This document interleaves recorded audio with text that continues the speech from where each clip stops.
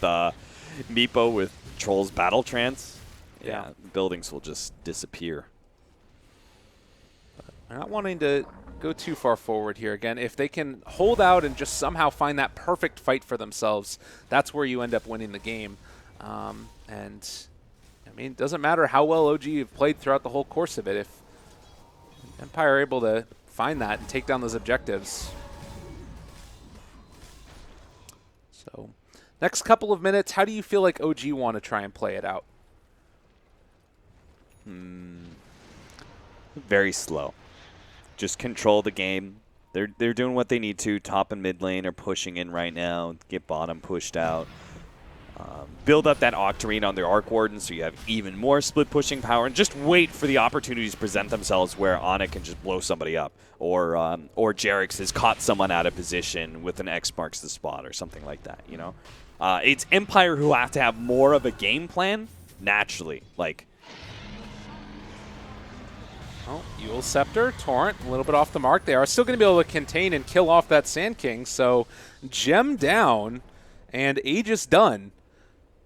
Still do have buyback on the Sand King, though. Yeah, he's got buyback. He also has a really low death timer. Yeah. Because the minus 30-second respawn time at level 15. He wants that level 20, though. 120 gold per minute would be nice for a drawn-out game like this. God, look at FN. Does so much damage. And eventually he hasn't gotten his level 25 yet. I'm kind of interested to see, does he go the magic resistance? Because I think you normally don't, but right against a late game invoker, it might be worth it. Yeah, totally. Your BKB charges start running a little bit low. He's down to 5 seconds at this point. If you can survive through it, he still is going to get kited, but it wouldn't necessarily blow him up every time. Do we have any other 25s that have come up? Meepo obviously has gone for the 400 health again.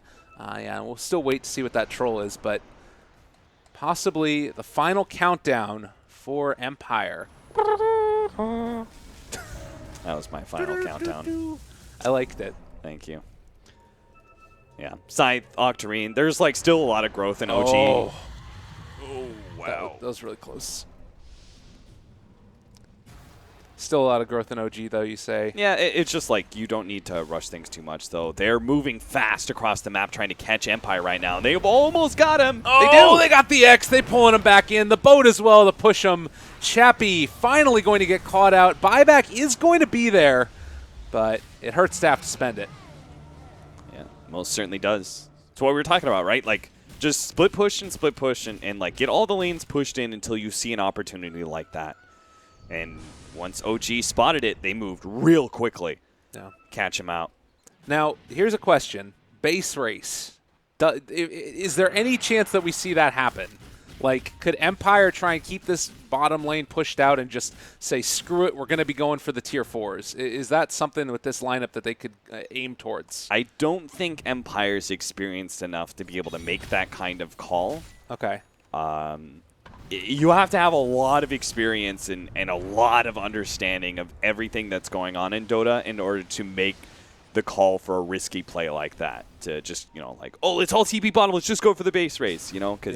So more often than not, less experienced teams will just stick with what they know, which is team fighting. Oh, there's going to be another pullback. The X marks the spot, able to keep that Centaur alive. The Tempest doubled, still doing some damage. No BKB popped as of yet from FN. Might need to use it now as he's out of mana, but not deciding to go for it. Instead, Sunstrike coming in isn't going to be able to quite bring him down either. So OG maintaining control of Empire's base. This is just a catastrophe to walk into. All of the Tempest doubles, throwing out the Spark Wraiths, and S4 Whoa, gets a hoof stomp onto 3. No follow-up, though. That's okay. Like, OG just focus on the racks. Oh, Ghostic actually went in with his Epicenter. He's going to die from that one. FN is able to take down the Tempest Double again, but this is Meepo still dead for a little while. They also are going to end up losing King R. Everybody is dropping inside the base. My goodness.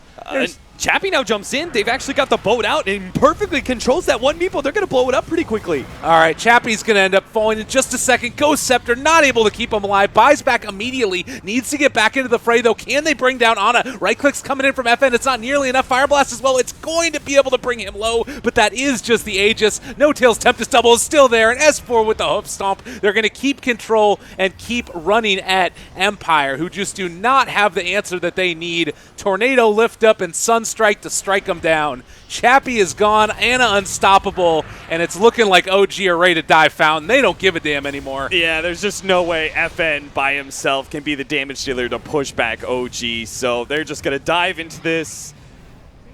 Fountain doesn't matter, force the GG. And the Meepo pickers are down. Empire try and pick Meepo twice against OG and are slap boxed down pretty quickly. Well, OG maintain their perfect streak through Group A. I don't think that anybody is surprised.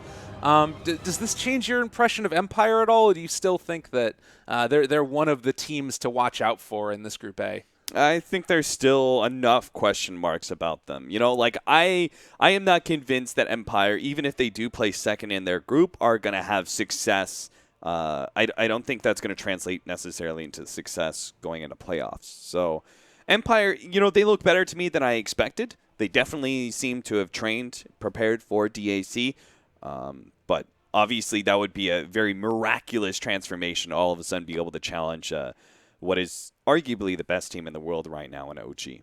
And they looked okay. I mean, for the Meepo games that they ran, it wasn't like it was awful by any means. And they were certainly risking winning in game number 1. So very happy to see that. Well, that's going to do it for us for this, I guess, third round in Group A. More action to come afterwards. Cap, any final words about these two teams? We're just gonna cut it off. We're done. We're done. We're done, Zo. We're done, Lyrical. We're not actually done. We're not done. No, we got a break. All right, well, we'll be back in a little bit. More DAC soon to follow. Group A here, Group B on the other stream. We'll see you guys in a bit.